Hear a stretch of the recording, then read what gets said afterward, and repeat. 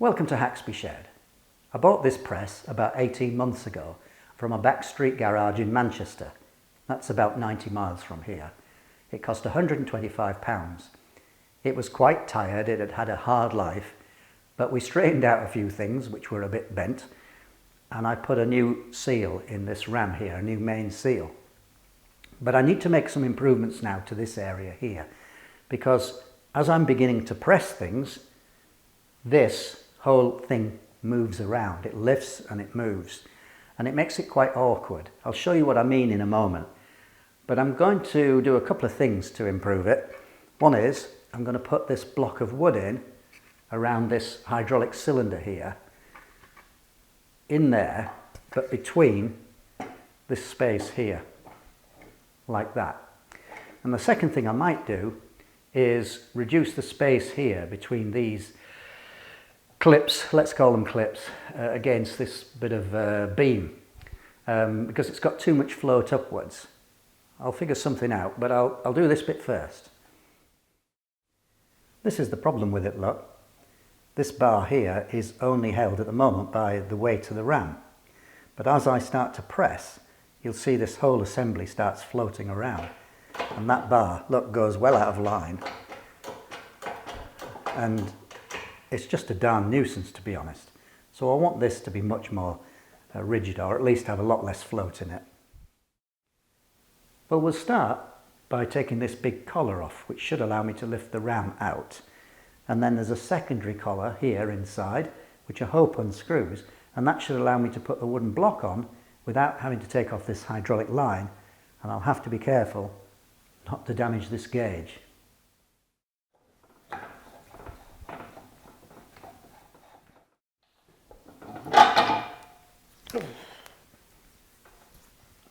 This is the secondary collar I was talking about.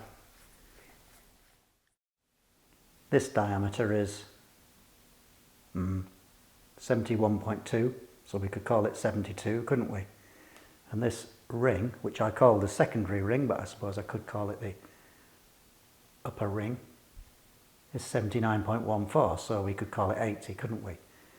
So I need to go and see what size hole saws I've got. Well, of course, I don't have the right size hole saws, but I can get most of it out, and then I'll have to do the rest on the lathe, I think.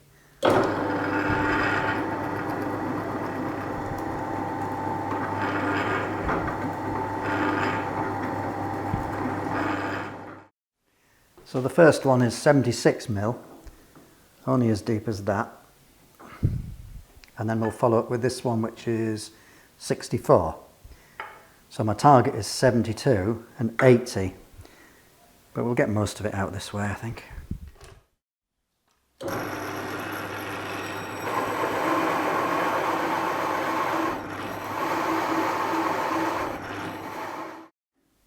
Now this one will go all the way through.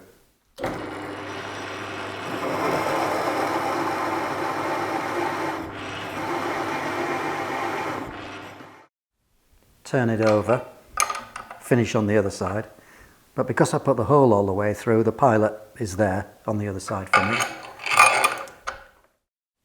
These small jobs are never small jobs.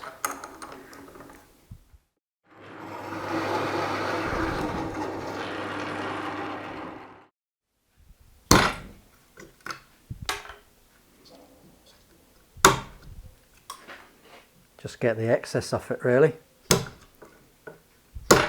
Don't want it flying everywhere when I'm using it in the lathe. That'll do.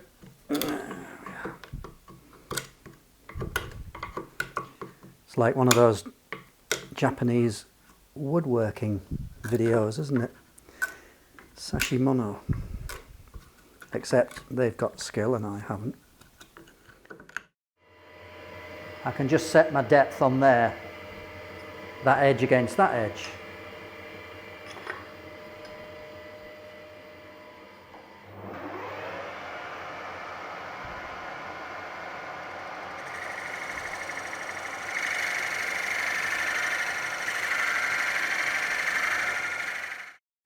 Well, I think that's right, so time to try it.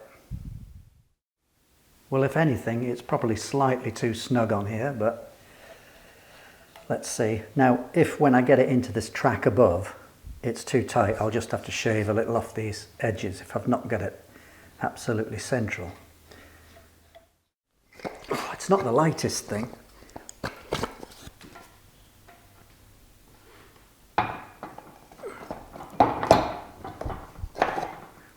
Well, that's spot on. Yep. So that stops the movement now this way. Well, that's step one done. This ram cylinder will come quite a bit lower when I've adjusted it. So now I need to put some packing underneath these clips to lift this plate more like that. I've decided to take up this extra space with a steel strip, 20 wide, 3 deep, 600 long. I'll get those ordered up. It slides very nicely on there, but in the meantime I need to change the seal on this valve. The O-ring's gone. When I shut this, it leaks just from the oil reservoir. When it's open, it doesn't leak. So, well, I didn't have a replacement O-ring that was quite right, so what I've done is I've wrapped some PTFE tape into that groove where the O-ring sits, and it just expands it out a bit. There's a ball bearing just in the bottom of there. It's dead easy to lose it.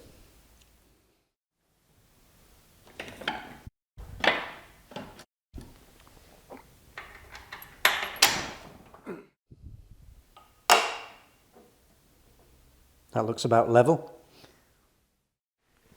Well, it's been a few days since I made that last video clip. I ordered up metal, it's arrived. I think I said 20 by 3 by 600 at each side. Well, in fact, the stock length was 1 metre, so it's going to be 500 at each side, but it's still long enough. So what I'll do is just tack it on with a bit of TIG, probably there, there and there, 3 tacks. I bumped into a guy at the weekend at the Auto Jumble who recognised me, and he said, "How are you getting on with that Artec TIG welder?" And I had to admit, I've not really done any welding since the last time you saw me welding in one of the videos. But the fact is that what I do here is project-led, not video-led. So I'll never do something just to make a video. If my project doesn't need welding, then I'm not welding. But I am now.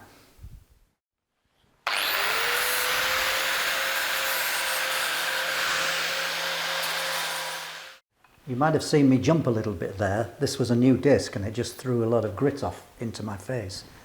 Important to wear the goggles, right?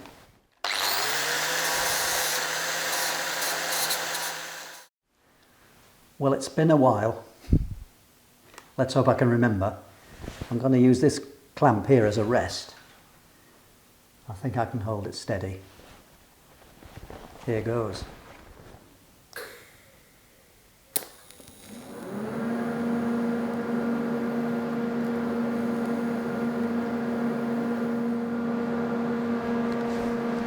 Oh, that's gone okay, without any rod. Let me show you. What do you think? I've sacrificed some of the metal strip, but it's not going to be a problem for this.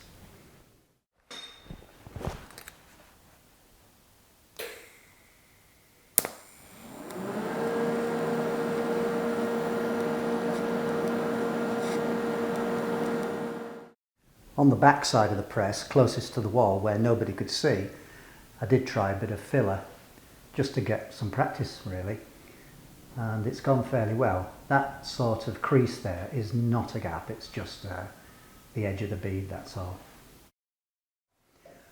Well, that's it done really.